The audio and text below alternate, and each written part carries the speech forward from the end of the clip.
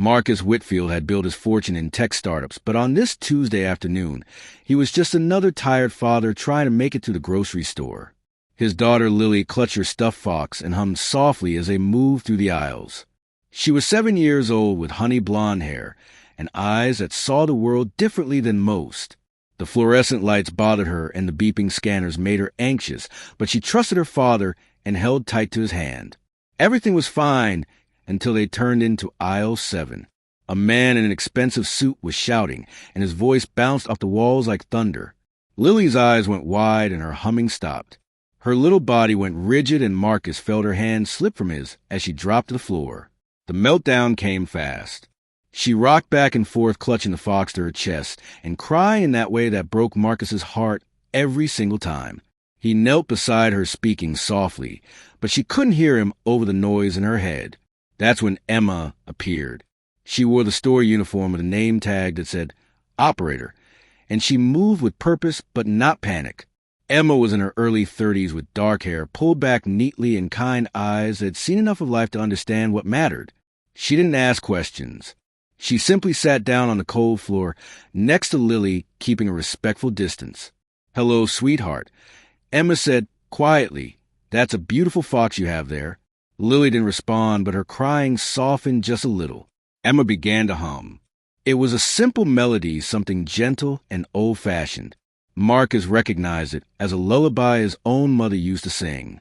Slowly, Emma reached into her vest pocket and pulled out a small packet of crackers. She opened it carefully, making as little noise as possible, and set it on the floor between them. "Sometimes when the world gets too loud, I like to have a little snack," Emma said. "It helps me remember that everything will be okay." Lily peeked out from behind her fox. Her tears were still flowing, but she was listening now. Emma didn't push. She just sat there humming and waiting. After what felt like hours, but was probably 5 minutes, Lily reached for a cracker. "That's good honey," Emma whispered. "You take your time." Marcus felt something loosen in his chest. This woman understood. She didn't treat Lily like she was broken or strange. She treated her like a person who needed a moment of grace. But then the shouting started again. The man in the expensive suit had found them. "What is going on here?" he demanded. "Emma, you're supposed to be at the register." Emma stood up, slowly brushing off her pants. "Mr. Patterson, there's a child who needs help." "I don't care," Patterson snapped. "Get back to work now, or you're fired." Emma looked down at Lily, who was starting to rock again. She looked at Marcus, who was watching this unfold with growing anger. Then she looked at Patterson. "No, sir," Emma said quietly. "I won't leave until I know she's all right." Patterson's face turned red. "Then you're done," he said. "Clear out your locker and get out of my store."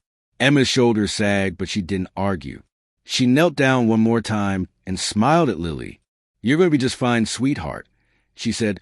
"Remember that the world is loud sometimes, but you're stronger than the noise." Then she stood and walked away. Marcus helped Lily to her feet. His daughter was calmer, now still sniffling, but no longer in crisis. He picked her up even though she was getting too big for it, and she rested her head on his shoulder. "Daddy," she whispered, "that lady was nice." "Yes, she was," Marcus said, "very nice." He carried Lily to the front of the store where he saw Emma collecting her things from a small locker. Patterson was nowhere to be seen. Marcus set Lily down gently and walked over. "Excuse me," he said, "Emma." She turned and he could see she'd been crying. "I'm so sorry about what happened," Emma said. "I didn't mean to cause a scene." "You didn't cause anything," Marcus said firmly. "You showed my daughter kindness when she needed it most." Emma smiled sadly. "She's a wonderful little girl," she said. "I hope she knows that." "She will," Marcus said, "because people like you remind her." He reached into his wallet and pulled out a business card. Emma looked at it and her eyes widened. "Marcus Whitfield, CEO, Whitfield Technologies." "I don't understand," she said. "You just lost your job for doing the right thing," Marcus said. "That tells me everything I need to know about your character." He handed her the card. "Call my office tomorrow morning," he said. "You work for me now." Emma's hand shook as she took the card. "I don't have a college degree," she said. "I've just worked retail my whole life." "You have something more important," Marcus said. "You have compassion and common sense and the courage to put people before policy." He glanced back at Lily, who was watching them with curious eyes. My company needs people who understand that behind every transaction, every deadline, every spreadsheet, there are human beings. He continued, people who deserve to be treated with dignity. Emma wiped her eyes. I don't know what to say. Say you'll call. Marcus said, we'll find the right position for you, I promise. Emma nodded, unable to speak. Marcus walked back to his daughter and took her hand. As they left the store, Lily turned and waved at Emma. Emma waved back, and for the first time that day, she smiled a real smile. 6 months later, Emma was running the Human Resources Department at Whitfield Technologies. She discovered she had a talent for seeing potential in people and creating environments where they could thrive. She thought about that day in the grocery store often. How one moment of kindness had changed everything. Marcus had been right. The world needed more people who understood that success wasn't measured in profit margins alone. It was measured in the lives you touched and the grace you showed when no one was watching. And Lily, sweet Lily with her fox and her bright spirit, she was thriving too. She had her challenges, certainly, but she had people around her who understood that different didn't mean less.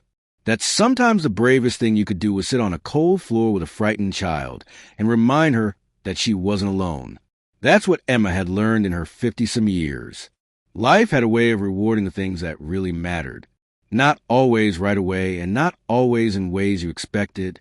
But if you stayed true to what was right, the universe had a way of evening things out. She kept that grocery store name tag in her desk drawer, a reminder that every ending was really just a new beginning, and that sometimes the most important thing you could do was simply show up for someone who needed you, even if it cost you everything. Especially then. If this story touched your heart, please take a moment to share, and subscribe to hear more stories about everyday kindness and second chances that remind us what truly matters in life. Leave a comment below telling us about a time someone showed you unexpected kindness. Your story might inspire someone else today.